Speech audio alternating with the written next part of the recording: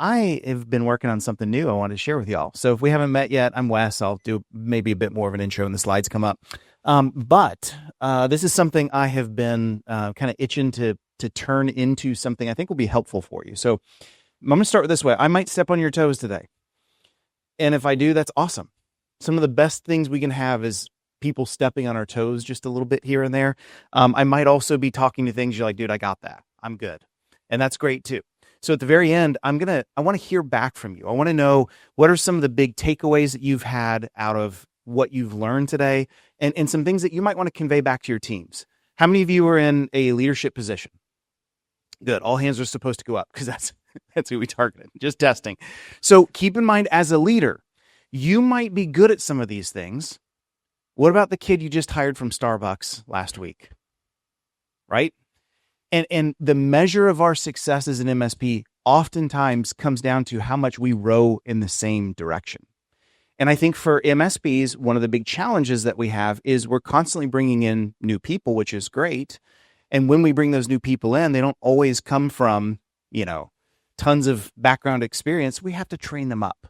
And so I want you to keep that in mind. You may be good at some of these things, but filter it through how good are we honestly as an MSP. All right. So I'm going to go through like what I'm calling the top 10 reasons why we struggle in cybersecurity sales. And I hope this will be helpful for you. Just for a bit of a background on me, I am a cyber nerd. I've been a cyber nerd my whole career. So if we have not met, I was one of the co-founders of a company called Perch. We're also here in Tampa as well. And we sold to ConnectWise back in 2020. So I stayed on there for about a year at ConnectWise. I'm not a good fit for big companies. I don't like to stay in my lane. I don't want to sit in a corner and color. And so I kind of walked out of that after about a year.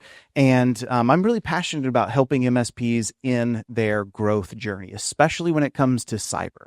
I started a company called Empath about a year and a half ago with some other good friends.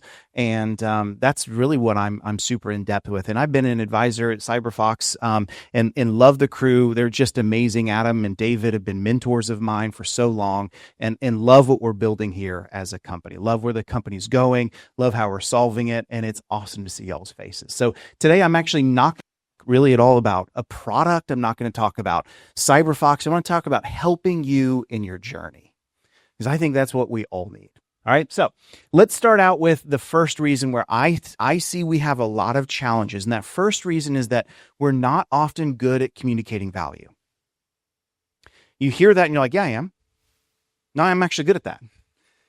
Let's unpack a couple pieces of this, and I want you to self-assess, and then we'll come back to this at the end. So first thing that I sometimes see out of us is that we think that we're doing a good job communicating value to the client, but sometimes we discover we're actually in our own echo chamber. Here's what I mean by that. How often are you in conversations with your buddies at work, with your technicians, your account managers, other peers in your peer groups? You're on Reddit, you're on other kinds of groups and Discords and Slacks and you name it, because we're talking to people that are like us. And the more we talk about things that we care about, with people that see eye to eye with us that are peers in our trade, that is important. Iron sharpens iron for sure. But one of the things that we'll also not discover and fail to see is that I can communicate value really great with Randy. He and I can sit down right now and talk about some awesome MSP stuff. And I'm getting value out of that, and so is he. But sometimes we think, because I'm good at doing that, therefore my clients also see the same level of value. And I'm going to give you some metrics and some things you can kind of test yourself with in a minute to see how you're actually doing. But this is one of the things that will sometimes trap us. We get into the shop speak, we get into the lingo so often, then we assume everyone knows what these things are that we're talking about, and we're really good at this stuff. And the client kind of zones out when we start to do the same things that we're used to with our peers. You ever seen two doctors talk to each other? You ever seen like in those movies, like, the bilateral sub, blah, blah, blah, blah, blah, and they're using all this Latin stuff. And you're like, I have no idea what those two dudes are talking about, or two ladies, whoever it might be. Same thing. We sound just like that to clients when we're using the same speak I would use with a peer as I would with a client. So one good takeaway you should have is, how often am I consciously, when I'm talking to my clients, my non-technical decision makers, how often am I filtering through, is this MSP speak Or is this something that they should be able to understand because I'm translating? You ever heard a translator speak? I think translators are fascinating people because on one hand, they're hearing one language and then they're communicating it back out almost at real-time speed or very close to it to the next person. And that's what we have to be. So keep that in mind, all right? That's the first kind of component of this. The other component of this failure point here is this results in a disconnect with our decision makers. And again, we look at this and we're like, no, not me. I don't have a decision maker disconnect. But we have to remember that there are signs that we can look for, body language, or just how they treat us in their discussion with us to see how much of a disconnect do we actually have in our day-to-day discussions. And here's what I mean by this. Some of these things are very simple. If they zone out on you, they're checking their phone, the normal things, okay, we may be having a problem. But here's another little thing I love to tell MSPs. And you should measure your account managers with this, your VCIOs with this. I would literally put this into their comp plan. How often do they meet if you call them QBR, whatever you call it, whatever cadence, how often do they actually have those achieved? And I would also say, who is present at those QBRs? So if you have a VCIO, or again, whatever role type is similar to that, and you say, I want you to meet with your clients on a quarterly basis, and they say, okay, and you come back and you say, hey, of the 15 clients you work with, or whatever the number is, did they all meet with you? Well, I had 4 that could make it work. Out of 3 months, you had 3 months to make that meeting work. What you're trying to tell me is there's no point in 3 months, 90 days that they could find an hour to meet with you. That's a problem. So I would put that as a KPI. The other thing I would put in there is I'd put who is meeting with them. If you're constantly being gatekept by somebody that is an office manager or whatever it might be, but not the decision maker, you also have a problem.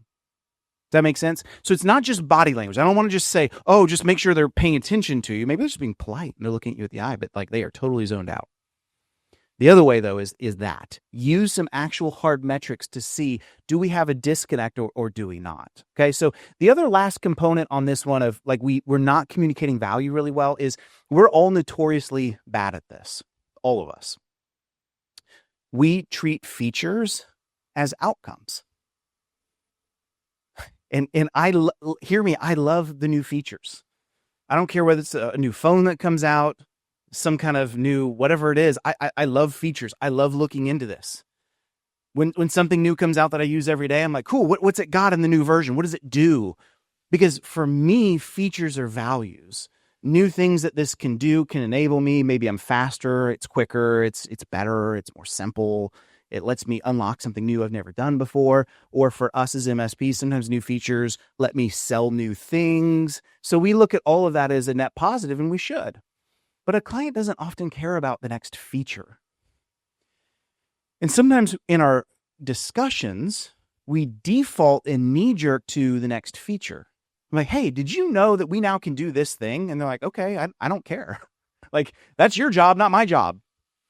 I don't really care about that.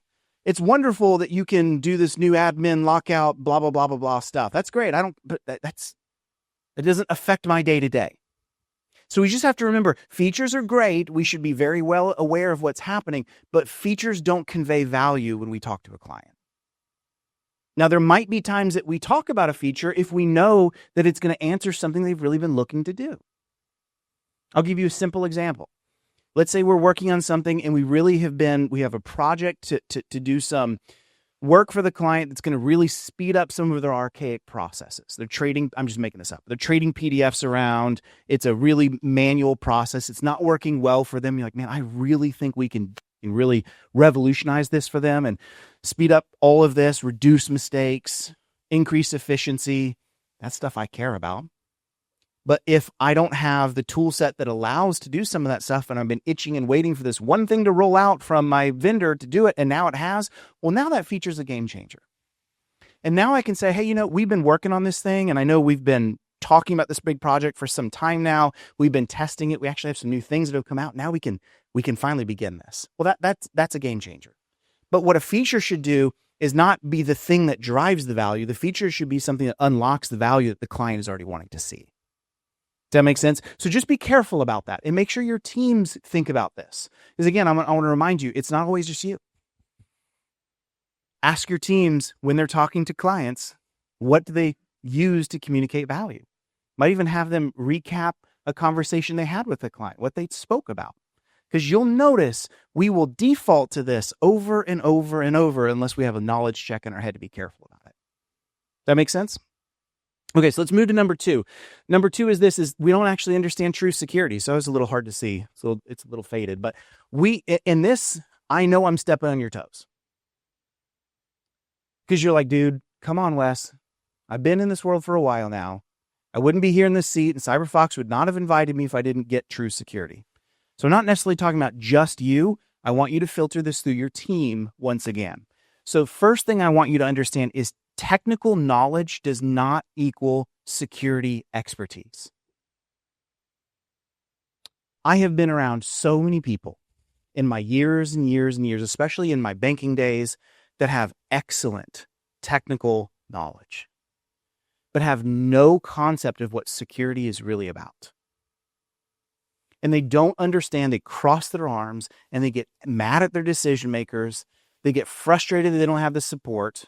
They want to buy this thing, they want to change this thing, and they do not understand why the business is saying no or ignoring them or delaying it.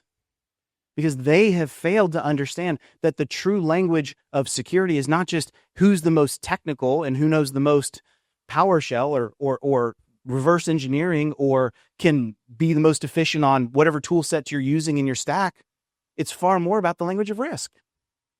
And it's far more about understanding what are we actually trying to do for the client to drive outcomes for them that let them do what they're wanting to do as a business, but do it in a secure possible way. That's what it's really about. So I do think that good security people should have good technical knowledge. One of the things that frustrates me a lot of times, you'll see this, especially in the governance world. You'll see a lot of people that come out of like box checking backgrounds and they don't know anything about real security and real technical stuff. Like, well, the box says this. And so you said that, and therefore I can't check that box. It's like, that's also not what we're talking about. So don't hear me say that we don't need to be technical, but we also need to understand that is not the essence of what good security is all about. Does that make sense? So that's one thing that I think is big. Also, this speaks to all of our hearts, including me. Buying stuff is not a viable security strategy. And I don't mean to upset all our vendors, friends that are here. I'm not saying that you don't need tools. What I am saying is that we have to understand we don't buy ourselves out of the problems that we have. A vendor will augment a solution provided that you have identified that solution and the need for that solution and what the process is going to look like to solve it. I am a vendor. I will happily walk up to you and say, here's what I do, and I can solve this problem that you have, and you should buy my stuff. I can happily do that. And I talk to MSPs all the time. I'm like, great, let's go. But what I really want to do is I want to talk to an MSP that says, time out, Here's what we're doing today. Here's the problems and the gaps that we've identified. Here's the challenges that we have, and here's how we're looking to solve it. Now you tell me what you can do to match and meet up to that need. That's who you really want. So a lot of times we just feel like we can buy ourselves out of the problem that we have instead of going to fix it. And this is why we end up with 35 products in our stack. And this is why our margins suck. And this is why we're inefficient with what we have. And this is why we're constantly juggling and looking for solutions to get out of this problem that we have. This is where we struggle. And we all want to be in that realm of 20 points on EBITDA or whatever the number is, to where we feel like, oh, now I'm finally attractive to somebody that might want to acquire me, or I'm looking for MSPs to acquire that are in some attractable range. And that becomes a problem. So let's test this for a minute. I don't know if David Powell's here, but he does this awesome talk, and I don't know if he's going to do it later today or not. So I'm going to steal his thunder a little bit if he does. How many of you have just feel like, or maybe that you have too many vendors in your stack? Yeah, yes. So let me get some feedback. Why do you feel that way? Yep, right. So you feel like we probably overspending because more than one vendor can do the same thing in a stack. Got it. What else? Okay. Awesome. So Robert's using and we're going to talk about this in a minute. Robert's using a framework to drive his strategy. And I love that. So now we're not just saying, well, that feels good to me. I feel like I need it. Great point. Yeah. So we do, right? We love the bright, shiny object syndrome for sure. My latest one at home is I'm wanting to rebuild my Plex server. So like I'm looking at like, yes, we're all this way for sure. For sure. So because it gets fun. I'm a nerd at heart. And so I'm like, oh, now I get to go like rebuild my NAS and I can like, I'm with you 100%. We're all this way. Maybe some of you aren't, but most of us are. Who else? Yeah. So for sure, again, that whole world procurement, AP, all of that. Yes. Someone, yeah. Yeah. Yes. Yeah. We have all these tools. Wouldn't it be great if you bought something to manage all of this from us? Yes. So yeah. And so we can continue to go on and on and on and on about this, right? So there was a guy, I forget the guy's name, but he's the guy that started Netscape, Netscape Navigator, all that stuff back in the 90s. He made this awesome statement way back like 30 years ago. And I think it still holds true today. He said, there's really only two ways that we make money. We bundle and we unbundle. And what he was talking about was this. So many times we're in a world in which we say, man, this is really frustrating because I have one behemoth and that behemoth scares me and they're monopolizing everything and I don't like where they've gone with this. And so what do? I break the behemoth and I go to a bunch of one-offs. And then we say, man, this world of one-offs is really awesome, except, man, you know what? It's really difficult dealing with them and them and them and them and them. It'd be nice if someone could just do all this together. And then we kick back into this. And a good example of that he used in those days was cable TV.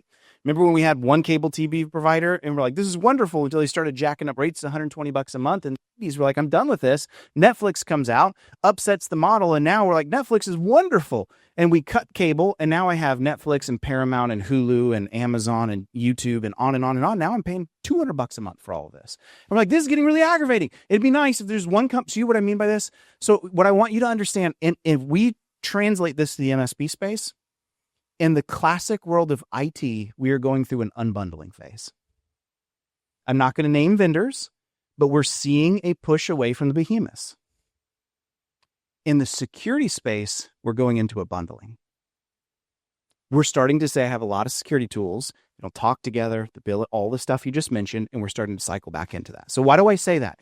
Just recognize the economic trends that we go through.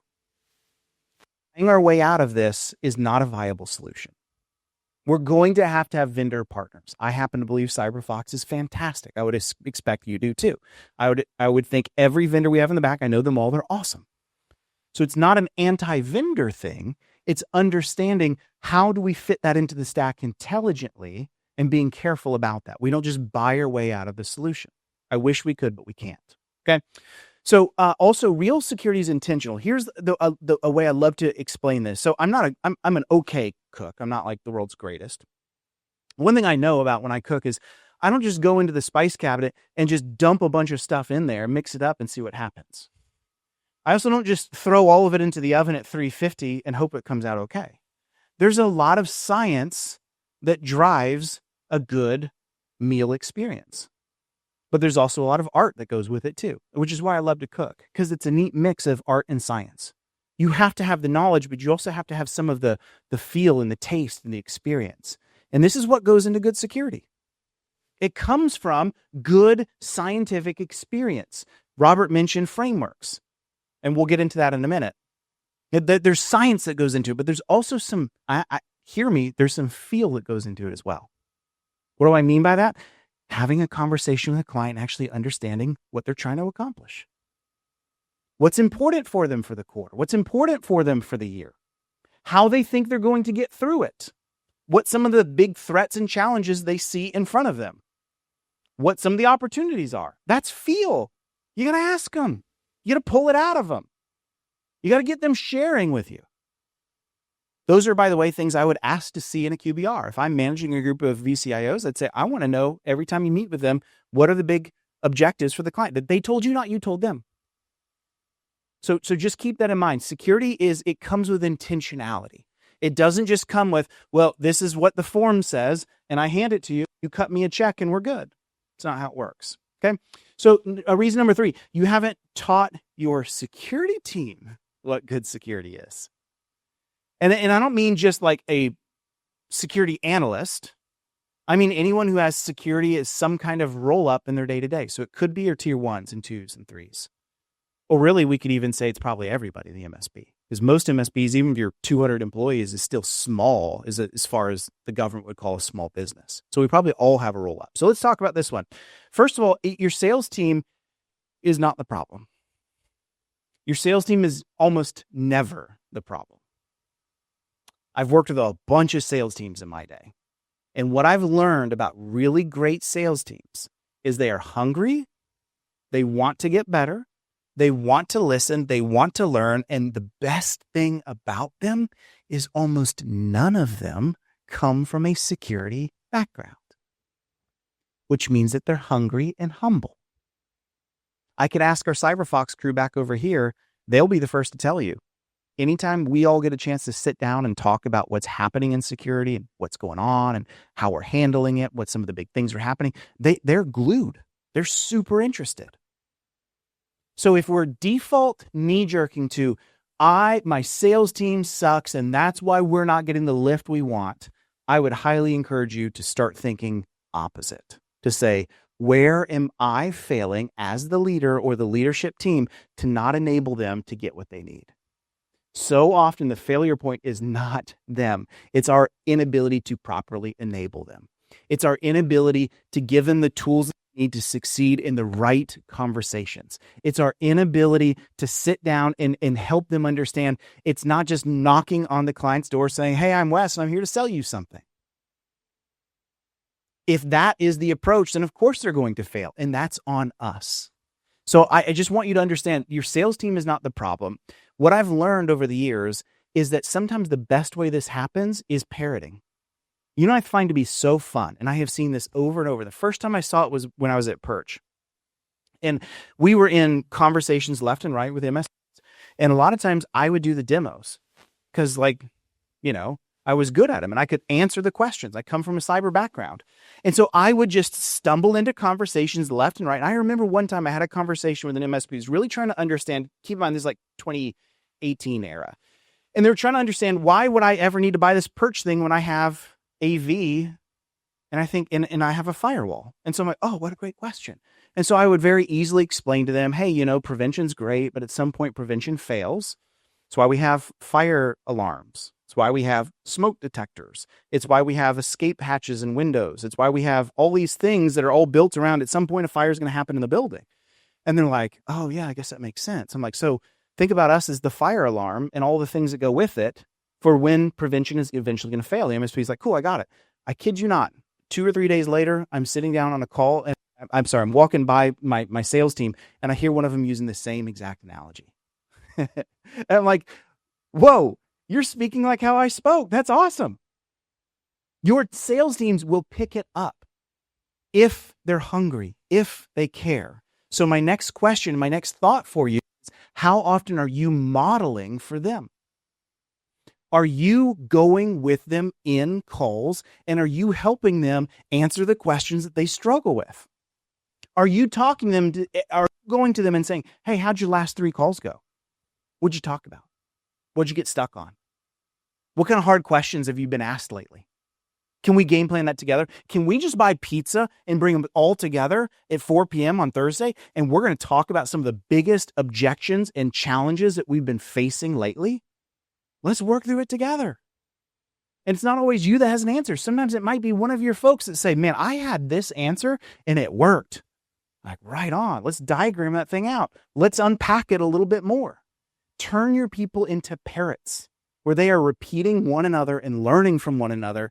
You have such an opportunity to do this. And when we let our people exist in silos, sorry for this, Mike, it's going to be a real challenge. And the larger you grow, the more this needs to happen. One of the best ways you can do this, anyone do sales role play? Yeah, this is the problem. We never have enough hands that go up. It's awkward. It's freaking weird because you're like, I'm pretending. But I highly encourage you, get into the practice of sales role play where you walk through these objections. Yeah, Robert, absolutely love that. So all your folks. And then you made a great point about leveraging GPT or any AI to do some of that. You're exactly right. Have you done some of that before or you just thought occurred? Yeah. Yep, straight up, I would do that. My personal GPT instance has so much knowledge on me and MSPs and security. I could easily right now say, let's do a role play. Pick a industry. I want it to be 25 employees. I want it to be in my neck of the woods here in Tampa, and blah, blah, blah, and go. I think it's an awesome idea. It really kind of defeats that blank slate. So good stuff. Also, sales enablement is not security enablement. So this is something, let me say it this way. We vendors spend tons of time on enablement for you. We spend millions of dollars on tons of stuff that help you sell. Want to know why? And I'm not necessarily saying any of you in this room, but most MSPs stink at it.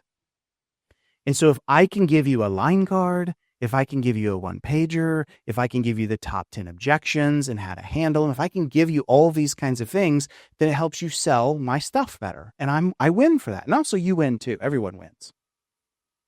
But I would encourage you to go way beyond that. The vendors do it because they have to survive. If you really want to take this to the next level, understand that if I want to enable my sales team, it's not just going and grabbing the enablement that I get from my vendors off the shelf, sticking it in front of them and saying, go. It's saying, how does this work for us? I'm in the Bible Belt USA. So how do I talk to my clients who are largely agrarian and all know each other? I'm in New York City where I don't have a conversation about the F-bomb at the very beginning. I don't know where you're at. I don't know how you talk. I don't know what your culture is. I don't know what kind of clients you have, but we've got to start customizing the mix. So use the enablement. It's awesome. Vendors spend an inordinate amounts of money. If you're not using it, you're definitely missing something. But also understand we should take that as the starting point, not the ending point. And so often this is where the challenge comes. So just understand the two are not the same thing. And also sometimes we vendors miss the boat. We'll try to give you things like maybe it's a EDR vendor, and I'm just making this up, and they want to give you all this stuff that's super, super technical. And the client's like, well, I don't care. I don't care about any of that. Maybe your teams need it to understand how the product works or how it should be deployed or configured or what its gaps, what its strengths are, on and on. Great. But at the end of the day, that may not be what the client needs. Oftentimes is. Okay. All right. Reason number 4, this is going to shock you. We listen to them too much. So this is something that I think we struggle with a lot. What I mean by this is you always hear people say the client should be speaking 70 to 80% of the time. You should be speaking best. And that's true. So what I mean by this is here's what I don't mean by this. Passively letting the client talk your ear off because I'm told they're going to talk 80% of the time and therefore nothing gets done. How many of you have clients that happily take up every second of your time, right? And then you walk out of it and nothing gets accomplished. That's not listening. That's just letting them walk all over you. So there's a balance between this. We should listen, but listening is not just passively just letting them verbal DDoS you. So here, I want to talk about this a little bit more. Listening is not leading. Now, in order to lead, I must listen. Don't hear me say lack empathy, talk all over them, interrupt them, tell them where they're wrong. No, don't do any of that. It starts with asking questions, for sure. But I don't know if any of you ever had counseling or you know someone in counseling. They are well trained to understand and to know when to interrupt, when to ask for more, when to change the subject. They're really good at that. The best counselors I know are the ones that know when to insert themselves into the conversation at the right point in time. So what I would say, and we oftentimes use the word active listening, because what we're really trying to get across is this idea of I'm not just passively letting you just throw everything at me for an hour. We're actually trying to accomplish something. So my active listening is I want you to visibly see I am taking notes. I'm looking you eye to eye, but I'm also interrupting you and say, well, wait, hold on. Can you tell me a little bit more about that? That confused me. Well, wait. Okay, so I hear that, but I want to get to this over here as well, because this is super important, and then you go. So you should still be the conductor of the conversation. And I think for technical folks, we're oftentimes not good at that. How many of you come from a pure technical background? Yeah. So this is super common for us. I do too. So learning when we feel like I don't understand the language of the business owner. I came from a technical background. I don't feel like I have the authenticity. It's hard. So we get intimidated. Or they get frustrated and we don't know how to handle it, right? But understand that listening and only listening with no input is not leadership. Okay? So keep that in mind. Another big piece of this is command and control. Many of you have seen the Challenger framework, that whole idea of we teach and then we tailor something and then we take control of the conversation. And a lot of times we try to jump right into taking control without ever having done any of that. And the client's like, dude, you don't even know me. You're just shoving something in my face and wanting me to sign the line. I'm going to talk about that in a minute too. But it's also not teaching and then tailoring and then continuing to let the client take control of the conversation. At some point, are we the expert or are we not? So at some point, we have to recommend and to some degree require what we need the client to do. And here's why I will make this very applicable to you. A while back, I was talking to one of the Evolve peer groups. It was one of the larger ones of all the PE-funded MSPs. And I walked in, I said, what do y'all want to talk about? These are all the security leaders. And the number one thing that they all wanted to talk about unanimously was litigation. Because they're sitting here in this seat. They have 10, 20, 100 MSPs in their roll-up. And they say, I'm the security leader. I'm the one that I guess takes the fall when this all goes down. And I'd really like to have my job tomorrow. And I feel like it's out of my control. Because any unknown thing can happen and I'm now dealing with the aftermath. So how do I deal with this? So this is where, as an example, the command and control comes into play. I understand the argument that so many of you have had and people have told you over and over and over, recommend to the client, we can't require them to do something. They don't want to do it, have them sign a waiver and we're good. And there may be times where that works. But I also think that we've allowed ourselves to default into I'm not going to have the hard conversation with them. I'm just going to tell them, well, didn't sign the waiver. And we move on because I don't want to have the hard conversation. Does that make sense? Yeah. Yep. Well, so can we all, right? And I think there's two avenues where that conversation can come up. One of those avenues is we failed to ask those questions way ahead of time. So we didn't know that they were struggling with collaboration and they felt like they're behind and their clients are angry because they tried to get something to them. Whatever tool we're using is not working. And now they want to rush into it. So that's a fault of our own making that we have to say, I'm sorry. We didn't ask the right questions early into this conversation. No, you're struggling with that. And now I understand why you want to go do Dropbox because you tested it at home and it works great. Totally get it. So hopefully we still have the capital built up with them to be able to say, can I come back to you next week? And can we talk about how we can do this correctly or tomorrow, whatever it may need to be? Hopefully we have enough capital where we can present to them. Usually what I've discovered is it's less about in your case, Dropbox and more about, I just need to be more nimble. So that's the first scenario. And I'll get to you. The second scenario would be, it just came up because it happened quickly. And maybe someone else in their peer group or conference was bragging about how awesome this thing is and they want the same experience. Well, then it comes back to some of the same discussions of, man, I'm so glad you told me that now because I want to help you do that.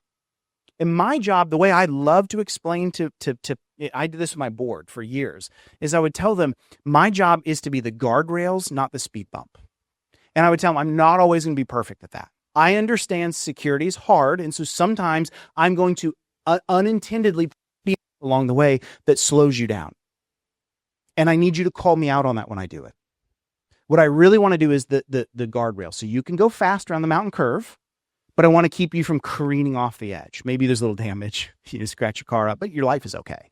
That's kind of the analogy. And so I love to use that to get them into those discussions and say, I'm here to help you, not to harm you, not to hurt you, not to slow you down. I'm not going to be perfect at it. And then I would always introduce those kind of questions in my QBR. I'd be asking them questions like, hey, how do you feel like we're doing? What areas could we be improving to help you? any frustrations that you're having that I'm aware of. And by the way, why would you not want to ask that question? Because it's going to turn into project revenue. It's going to turn into just new opportunities, help to roadmap the future with them. You stay relevant with them. So yeah, what were you going to say there? Yeah. And there's where I think having those war stories is really important to paint it out for the client. I'm going to need you as the leader to back me up on this. That's all right. That's right. Yeah. Yeah. That's right. That's right. So last thing I'll say on this one, because I know we're running short on time and I probably have a little bit left, is just let's also understand when they say they just don't listen. When you hear that from your team, press in on that. Maybe they are just not listening, but maybe there's a lot more to that story. So I would really press in on why are they just not listening? What did you say? What were you trying to convey? How are you conveying it? And why were they not listening? What was their reaction and their objection of why? Because a lot of times when they say don't listen, what they're saying to you is what you're trying to do to solve this problem is not going to solve the actual problem that I need. So just learn that those should be trigger words. When your team tells you they just don't listen, pause on that and dive into that, and it'll go a long way. Okay, so I'm going to be quick on this one. You're not following a framework. Rob kind of mentioned this one. Too many people in this day and age, even in 2025, wing it with security, and that's a huge problem. So the best thing about security frameworks are that thousands of people hours have gone into them. So many other industries have frameworks and best practices that they're required to follow. We don't. Short of, to some degree, cyber insurance, and those of you that are dealing with contractual requirements by third and fourth parties that are pushed onto you, or government requirements a la CMMC, other things like that. Short of that, you can be a MSP because you say you're an MSP. So one of the things that we get tripped up is we say, I hear you. We're going to do a framework. I'm picking CIS because Rob says we should, and he's right, and it's a great one. And then we try it, and then two things happen. Oh, it's hard.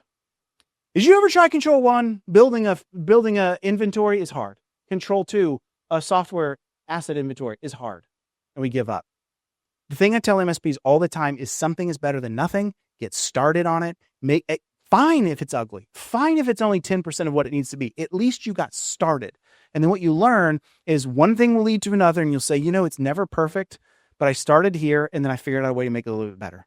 And then I figured out a way to incorporate my vulnerability data in. Then I figured out a way to bring in RMM data in. Then I figured out a way to start bringing in SaaS data in. And you'll slowly get better at it as you go along. So please don't let it's hard be the thing that gets in your way. The other good thing about frameworks is that it gives you a direction of, and Rob mentioned this, where to spend my time. If you feel like you're flailing, go back and look and say, to what degree are we actually following a process and a framework? And the reason I like CIS is it literally is from 1 to 18. Walk through them. If you find yourself deep in Control 17 and you haven't done the basics, no wonder you're flailing. So much of what CIS will even do is predicated upon the previous actions. It's built that way on purpose. So start with CIS, start with implementation group 1, and move from there. And understand that perfection is not always the answer before you move on. Some degree of good enough is okay. In fact, we would do well if we had just good enough. One of my good friends and co-founder at Empath, Kyle, always says MSP should actually stand for mediocre service provider. He's like, and I don't mean that in a bad way. If we can just be mediocre, we're doing all right. And I'm like, that's true. That's true. Okay, frameworks are blueprints. I kind of talked about that a little bit. It's how we kind of build towards it. But frameworks do equal trust and profit. So one of the things that we sometimes make a mistake on is because we're framework mature, we go and tell the client that, and they're like, so, I don't care. So, you should be doing that. Good for you. But what you'll notice is that good framework alignment will turn into two things. The first thing it will turn into is your ability to communicate with confidence you're doing the right thing. And it unlocks the ability to say, the reason we're requiring you to do this and Joe down the street is because we are following best practices. And listen to me, when bleep hits the fan and you've shoved everything into Copilot, and now all of a sudden you can read up salary data and all this stuff that you just want to do by default, you're going to be yelling at me and you're going to have a bleep storm on your hands. And that is something that we're not going to allow happen. We follow good frameworks to make sure we put controls around. I still want to let you do what you want to do, but we're going to do it the right way. We need a little time to help you build it. Let's build a project around it and track it. Those kind of things. The other thing that it will do for you, and hear me on this, is it will start to return in profit. If you look at frameworks as nothing but a red tape slowdown, what you're going to discover is that it's going to become, your entire MSP is going to be a red tape and slow down. If you start following frameworks that give you the right direction to go, and then you also have the ability to know with confidence the things I'm asking the client to do are the right things, it will turn into profit for you. Okay, so your reporting sucks. No one wants a 500-page dump. We vendors are notorious for saying if we just give you a lot of stuff and you overwhelm the client, they'll be like, wow, all this good stuff. It's amazing. They don't care about any of that. If you're handing them more than maybe 3 pages that you actually talk about with ancillary documentation upon request, you're probably missing it. What they really want to know is, are we on track or are we off track? What level of adherence do we have? How many of the major projects that you are working on that are helping us achieve the objectives of our business are being accomplished correctly? And what kind of roadblocks are we seeing? And what kind of discussion items do we need to have around all of that? And what kind of things are coming out in the future that we need to be aware of? Speak to what they care about. Don't give them 500 pages because we can. That is the lazy way to go about it. Also, it should empower what they're doing and what we're trying to help them accomplish. If we overwhelm them, they're going to say, I don't get it, I don't need it, I don't understand it. Here's a great example. My nephew has type 1 diabetes. He was with us when it all came, this is like 4 or 5 years ago, but we couldn't figure out why he was getting so like lethargic and all this. We've never had it in the family. Didn't understand what's going on. We take him into the ER because we're like, we have no idea what's going on with this kid. All he's doing is sleeping for 3 days and whatever. And within 10 minutes, like he is near critical care with, the insulin and all this. And we're like, oh, we didn't know. So they take care of him. A day later, he's out of the hospital. He's got the insulin stuff and we're learning all this. And the doctor gave us this big, long report. Like, he need this and blah, blah, blah. And this is the data, blah, blah, blah. And we're like, okay. And my wife said something. She said, can you just stop? Can you just tell me the 5 things we should be doing? He said, oh yeah, actually I know that. Goes and grabs this thing and said, these are the 5 things you should do with a teenager with insulin type 1. I'm like, thank you. That's what I needed. See what we're getting at? The data on the back end is awesome. It gives me the confidence that the doctor knows what they're doing. But what I need is like the 5 things. So focus on that because that's helpful. When you have bad reporting, you undermine trust. You will do more damage by giving them the big dump with no relevance to them at all. And they're going to avoid you because they don't want to have that conversation. Okay. You're not addressing risk. I'm going to go through a couple of these a little bit quicker. I think we've talked about speaking their language, but understand this. Business owners are risk managers. The things that keep them up at night are the things that, what is going to stop my business from functioning? What are my competitors doing that I'm not? What outside forces are affecting me in a way that I'm not ready for and I don't want to deal with? What are my employees dealing with and going through? They're going to cause churn for them to walk away because they're unhappy. These are the things that keep a business owner up at night. These are the things you should speak to. What we offer to them is not a bunch of technology. We offer them the ability to address and deal with those because technology is super valuable. So learn to have those conversations, and we do not know until we ask. So ask those questions, understand what they're working on, what their concerns are, where the struggles are, where they see growth opportunity, and then make sure you're documenting that. And the next time you meet with them, you're delivering things that will help them accomplish this. I know it sounds simple. We say this all the time, but we should be better at doing that. Okay. So I'm going to skip this. I think we talked a good bit about speaking to their level. So I'm going to kind of move past this, the audience, teaching in their language. And then we're going to finish up probably on these next 1.5. And so I mentioned this before, clients can sniff out pretenders. They know very quickly and very easily when you lack the authenticity, you lack the care. My other co-founder, Alex Farling, said, I learned years ago that I was so bad at being the guy that just knocks on the door of the client, say, hey, I'm here. I'm Alex. I'm here to sell you something. Why am I here to sell you something? Because I bought all these licenses when I was at this vendor thing and it sounded great and I got to sell them now. And we use a word for that, trunk slammer. Remember the trunk slammers of old? Like they drive up to your house and open up the trunk and say, look at this thing I have to sell you. You should buy it. And that's our method. And that is so backwards and wrong. So this is where clients can see that. They're far smarter than we give them credit for. And so when their arms are crossed and they delay and deny and do not want some of this, that is why. So we just need to understand they can spot a pretender. Authenticity does not come from arrogance, does not come from telling them how smart you are and how wrong they are. It comes from saying, hey, I've dealt with this over and over. And clients just like you, here's what we're seeing them do. Here's what some of the major things I think you could be working on that I think will help. But you've also told me these things, and I want to address a plan. Does this resonate with you? Does this approach to this challenge, does this seem like this will be helpful to you? How can we tweak this to make this better? Those kinds of things, right? And also understand if we're not having those conversations, there's always someone with a lower ability to answer the question cheaper than you that will undercut you, always. Until we have self-regulating authority that comes in and mandates what an MSP is and isn't, you will always have ankle biters that come in. And those ankle biters will say, I can do it faster, I can do it cheaper, I can do it better, whatever it is that they're going to say that I can do that you can't do. And so understand that we're going to have the ankle biters that are always going to be around us. How do we step around and over those ankle biters? We understand with the client that it's not about the cheapest solution. It's about making sure you're getting accomplished what you need to get accomplished. And I'm here to listen to you and to hear you and to help you. And I recognize that I may not be the cheapest out there. So are you actually offering something that defends being better than listening to the ankle biter down the street? Okay.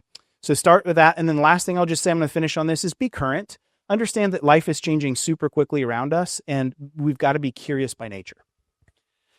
And so those that get stagnant get behind. Best analogy I love to use on this is like if you watch those Netflix documentaries and you see like the lion or whatever predator is that's going after the herd.